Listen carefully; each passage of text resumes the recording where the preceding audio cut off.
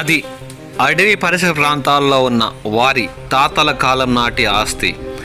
అలాంటి ఆస్తిలో నలుగురు అన్నాతమ్ముళ్ళు కలిసి ఎంతో కష్టపడి అటవీ ప్రాంతమైన ఎండనక వాననక మామిడి చెట్లను పెట్టి దాదాపుగా గత 10 సంవత్సరాలుగా వాటిని పెంచి పోషించి కుటుంబ సభ్యుల్లా చూసుకుంటున్న సమయంలో గురువారం వేకుజామున ఏనుగులు పడి చెట్లను చిందరవందర చేసి ఆ రైతులకు గుండెకోతను మిగిల్చాయి. ఈ సంఘటన చిత్తూరు జిల్లా పుల్చల మండలం కల్లూరు పరిసర ప్రాంతాల్లో ఉన్న సైదుల్లా గుట్ట వద్ద గురువారం వేకువజామున చోటు చేసుకుంది.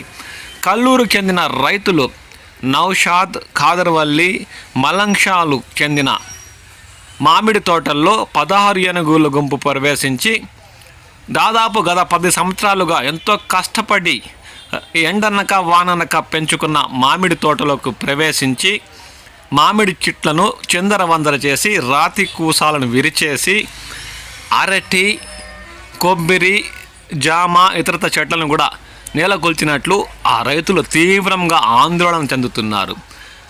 ఎంతో శ్రమ కూర్చి తమకని ఒక తోటను ఏర్పాటు చేసుకుంటే ఈ గజదాడులతో తాము తీవ్రంగా నష్టపోయినట్లు వారు వాపోతున్నారు. సంబంధిత అటవీ శాఖ అధికారులు స్పందించి తాము నష్టపోయిన చెట్లను పరిహారం అందేలా చూడాలని ఈ సందర్భంగా వారు కోరుతున్నారు.